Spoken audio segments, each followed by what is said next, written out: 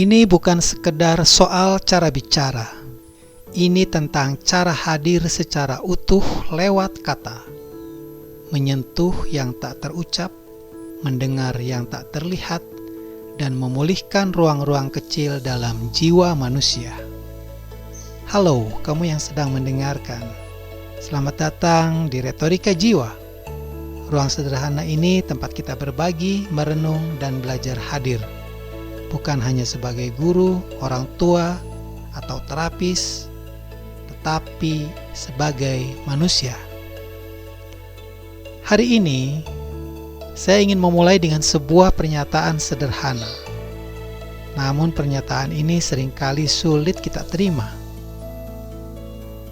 Pernyataannya mengatakan, anak bukan masalah.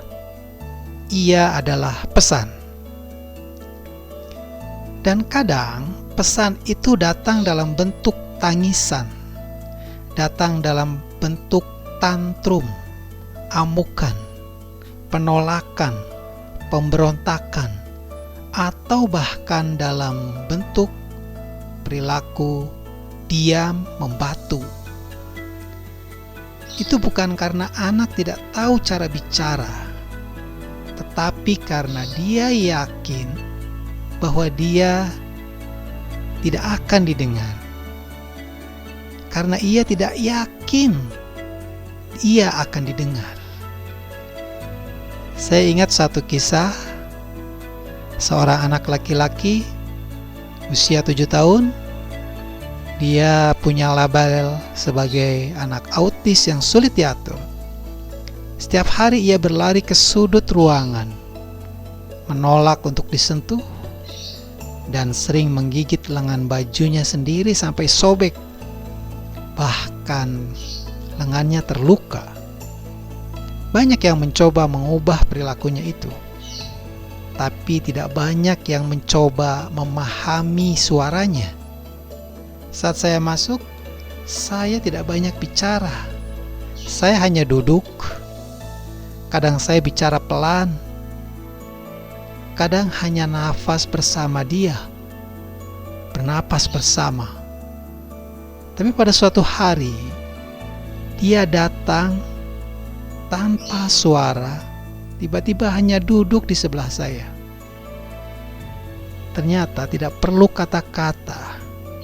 Itulah pertama kalinya ia percaya bahwa kehadiran tidak selalu butuh instruksi, bahwa kehadiran tidak selalu butuh kata-kata, tidak selalu butuh perintah.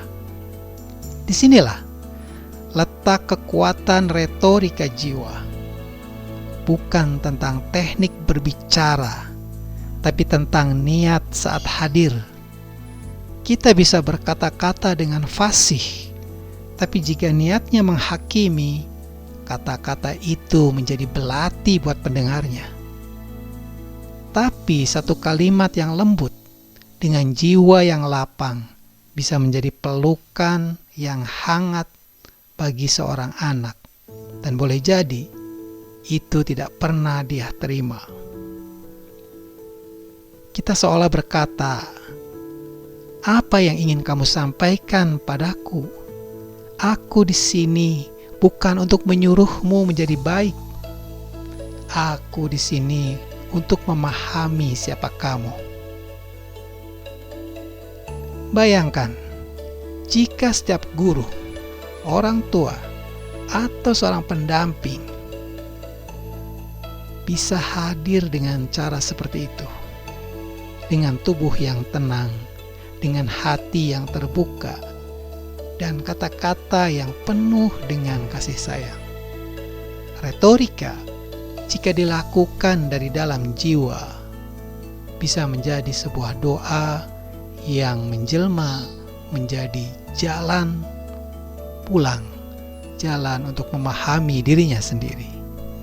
Terima kasih sudah mendengarkan episode pertama Retorika Jiwa. Jika kamu merasa tersentuh atau ingin berbagi cerita, saya selalu terbuka untuk mendengar.